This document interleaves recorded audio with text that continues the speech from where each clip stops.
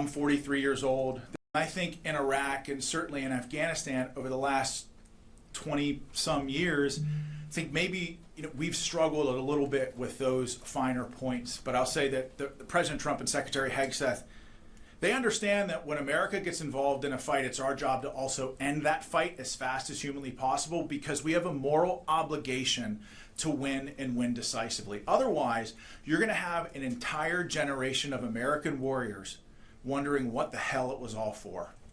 And I know, listen, I know that every day I wake up and I draw breath, I think about the men who I served with, who were my friends, who never came home from that fight. I've lost 30 friends in my support of the Afghan war, 30. And you ask yourself, you look yourself in the mirror, you ask yourself, what do we have to show for it? Not a whole lot. And so to your question of will people be held accountable?